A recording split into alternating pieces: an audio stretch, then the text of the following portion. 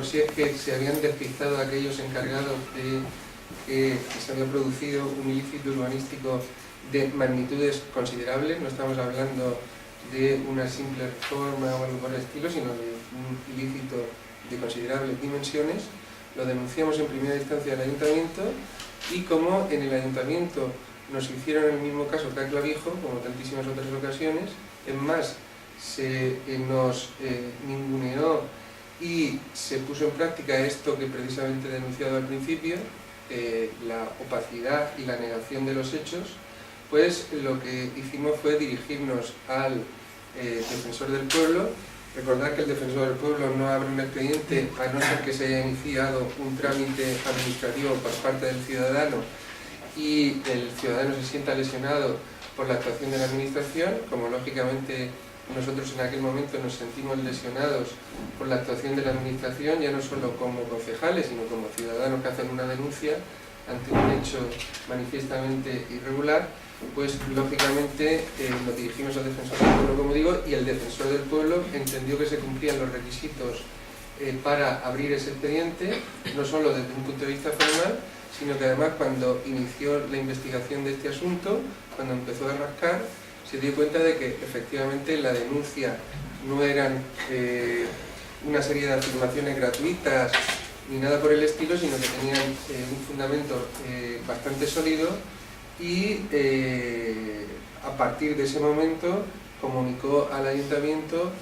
no solamente esa situación de ilícito, no solamente que teníamos razón los denunciantes, sino que exigió la puesta en marcha de los mecanismos administrativos necesarios para restituir la legalidad. Pero ante la sorpresa de nosotros, y me imagino también que de la oficina del defensor del pueblo, no solamente eso no se produce, sino que además, independientemente de que sale a la luz el hecho de que se informa por parte de unos técnicos en concreto, de dos técnicos en concreto, de manera absolutamente contraria a la realidad, a los hechos, además de eso, hay una pasividad manifiesta por parte del ayuntamiento, y a partir de ese momento nos vemos en la obligación de poner una denuncia por la vía de lo penal en los juzgados de Torrevieja, en concreto en el juzgado número 2 de Torrevieja. Y ahí está de momento el asunto. ¿Por qué hoy nos reunimos de nuevo? Pues sencillamente por lo que comentaba mi compañero antes de comenzar, y es sencillamente que volvemos a pedir información al respecto porque no sabemos nada del expediente, no sabemos nada de la actuación que ha hecho el ayuntamiento, y resulta que después de 4 meses de haber solicitado la información, después de 4 ya largos meses en los cuales se nos responde con el silencio y muchas veces con la guasa cuando se va al departamento correspondiente a pedir esa información, la guasa no hace falta que se rían de ti en la cara, faltaría más, pero sí hay otras maneras de reírse de uno, y yo creo que todos hemos vivido alguna circunstancia de estas a lo largo de nuestra vida en cualquier institución o lugar. Y pues nada, después de estos 4 largos meses se nos contesta ahora, y es por eso por lo que comparecemos ante vosotros para detallar cómo entendemos que está el asunto y cómo entendemos que tendría que actuar el ayuntamiento más allá del silencio que viene siendo sospechosamente, y subrayo lo de sospechosamente, habitual. Ahora si queréis mi compañero entra en esos detalles que comentaba, y cualquier pregunta como siempre que tengáis pues la tratamos de aclarar en la medida de nuestras posibilidades. No sé si queda claro el comunicado que hemos hecho. Si tenéis alguna duda, el expediente entero lo tenemos aquí, y el expediente de obra lo tenemos ahí en el despacho porque es mucho más voluminoso. Este es el expediente para las cédulas de ocupación, lo que se llama primera ocupación, que es lo mismo que las antiguas cédulas de habitabilidad. Como todas sabéis y todos sabéis, es un requisito indispensable para poder contratar los servicios de luz y de agua, para poder residir en una vivienda, para poder ocuparla, para poder vivir. Estas viviendas llevan 12 años ocupadas por sus propietarios o inquilinos sin disponer de dicha situación legal. Esto aparentemente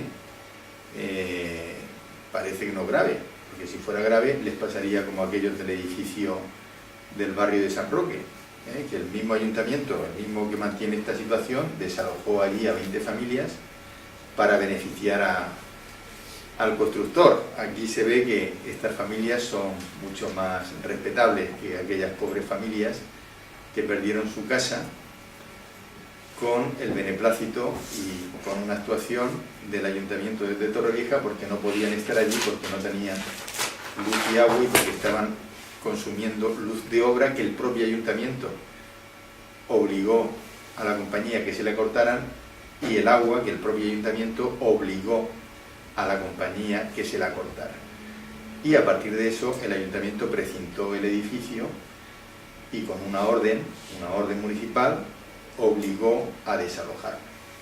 Eso que parece tan sencillo, aquí está claro que aquí no se va a dar, porque las familias que viven ahí, todos sabemos las que son, las 9 familias que ocupan las 9 viviendas, más los negocios que están ocupados, en concreto ahora hay uno, y obviamente, como según quien sea el sujeto de la actuación, se toma un camino u otro, y esto que parece que es una obviedad, para nosotros es mucho más grave de lo que parece. Decirlo así es muy sencillo, pero constatarlo y poderlo ver, y ver un caso, ver el otro, ver que a un señor o a una familia se le tira un trastero de 3 metros o un garaje de 8, o se le tira que ha cerrado una pérgola y se le multa y se le sanciona y se le obliga a derribarla, etcétera, etcétera, y ver que a otro en el centro de Torrevieja se le permite construir más de 100 metros, 100 y pico metros de lo contemplado en proyecto, se le falsifica unos documentos para que pueda legalizarlo, no se le paraliza la obra, etcétera, etcétera, se permite que se ocupen sin tener las preceptivas autorizaciones, etcétera, pues nos parece bastante arriesgado y bastante peligroso, y bastante comprometido. Nosotros entendemos que nuestros cargos políticos, y en este caso algunos técnicos, como ha dicho Pepe, hay 2 técnicos municipales imputados por esta causa en el juzgado número 2 de Torrevieja, que ya han ido a declarar y que ya de alguna forma está claro que van a ser procesados, porque el asunto está muy avanzado, pese a que la justicia, desgraciadamente, en este país y en este pueblo, pues tiene ese lastre del retraso y de la demora, que luego algunos sinvergüenzas quieren utilizarla en su favor, como este conocido señor de aquí, que pidió que le bajaran la condena, y le bajaron la condena por dilación indebida. Fijaros qué cosas más sinvergonzonas, ¿no? más golfas. Pero bueno, aquí está el expediente, y una vez que lo hemos estudiado hemos visto que en el año 2010 se paraliza. Este expediente empieza en el año 2007, me refiero al de las cédulas de ocupación, de primera ocupación. Empieza en el año 2007 y se para en seco en el año 2010. Los técnicos municipales que hasta el año 2007 habían mantenido una postura totalmente coincidente con la del infractor o la familia del infractor, a partir de que el juzgado pide el expediente al ayuntamiento, cambian radicalmente. Y el cambio se traduce en que nos dan la razón a todo, en que hay ilegalidades de bulto, en que hay ilegalidades que no solamente son ilegales, sino que son ilegalizables, y si alguien no entiende ese término, quiere decir que la única forma de legalizarlo es meter la picoleta, o la pala, o el artefacto la compañía de derribo, o sea, ilegalizable, no se puede legalizar. O quitas eso de en medio, o desaparece ese elemento del edificio, o ese edificio va a permanecer ilegal. Entonces, el año 2010 se paraliza el expediente y ya no pasa nada. La gente sigue viviendo. Entonces, nosotros no sabemos si han contratado el agua y la luz pese a no tener la cédula, no sabemos en qué situación están las escrituras, porque cuidado, aquí hay una escritura de división horizontal firmada por un notario que no se parece en nada a la realidad del proyecto del edificio presentado en el ayuntamiento. O sea, que hay un notario que hace la división horizontal y dice: usted tiene un piso, un ático y un sobreático. El sobreático no consta en el proyecto. aquí hay un notario que dice, usted tiene un ático de tantos metros, pues resulta que el ático del proyecto tiene muchos menos metros que el ático que se cita en la escritura. Entonces nosotros, como dentro de la legitimidad que nos permite hoy la ley, lo que queremos es que se nos aclare qué coño está haciendo el ayuntamiento. Si está permitiendo que esto prescriba por caducidad, ¿qué pasa? ¿Por qué no se hace nada? Si ha permitido que la gente enganche a las bravas, ¿qué pasa aquí? Y hoy el sentido de esta rueda de prensa, aunque el Partido Popular lo sabe perfectamente, porque en cuanto pedimos un expediente ya saben por dónde vamos, cuando los verdes piden un expediente y dicen, bueno, malo, ya los tenemos aquí otra vez. Entonces, como está pedido y está autorizado casi a los 4 meses por el señor alcalde, sabían perfectamente que esta rueda de prensa se iba a hacer. Porque aquí hay dos formas de comportarse, o mirar para otro lado, que es lo que hace el PP y el resto de partidos, porque con estos señores no se puede meter nadie porque son de los intocables, sea PSOE, sea de esto, sea de lo otro, o de alguna forma hacer lo que tu compromiso te obliga a hacer, que es cuando ves una ilegalidad denunciarla, y si encima lo ha hecho un miembro de la corporación municipal, en este caso un conocido concejal, y además no hay uno, hay dos, tenéis el señor de deportes este de las llamadas a las prostitutas y tal, ese también tiene que ver con esto, es de esa familia, ¿no? Entonces, cuando nosotros vemos un tema de esto, al contrario que hacen los demás, yo no me voy a pelear con don Pascual, pues nosotros entendemos que no se trata de pelearte, se trata de exigir el cumplimiento de la legalidad precisamente a un concejal que ha estado cobrando en la Junta de Gobierno por aplicar sanciones importantísimas a muchísimas familias y propietarios por haber hecho pequeñitas obras ilegales también, tipo trastero, tipo garaje, tipo cerramiento con PVC o con aluminio de un ático, etcétera, etcétera. Pues a un señor que se ha estado lucrando, aprobando en las juntas de gobierno esas pequeñas irregularidades, resulta que a él no se le puede encausar, no se le puede denunciar por hacerlo, pero mucho más, con mucha más envergadura y con mucha más gravedad que el resto de los mortales. ¿Alguna pregunta? Yo quiero hacer una... Yo trabajo en Iberdrola muchos años. Entonces en Iberdrola el tema de los contratos va de la siguiente manera. Se contrata luz de obra, pero con un boletín para un periodo de tiempo. Cuando ese periodo de tiempo vence, o se renueva el boletín de obra, que como máximo son 3 renovaciones hasta 5 años, o ya tienen que cortar. Entonces me extraña mucho que ese edificio tenga luz y que Iberdrola se la haya dado de alguna manera. Bien, y yo te lo voy a decir. No haya sido falsificando la cédula de habitabilidad. Es exactamente lo que tú has dicho. Estos señores acaban el edificio en el verano del 2002. Técnicamente se acabó antes, pero el arquitecto en el verano, en junio del año 2002, certifica el fin de obra y aquí está el documento. Si lo queréis ver, ahora os dejo el expediente para que lo podáis ver tranquilamente, lo que no hace el Partido Popular con nosotros.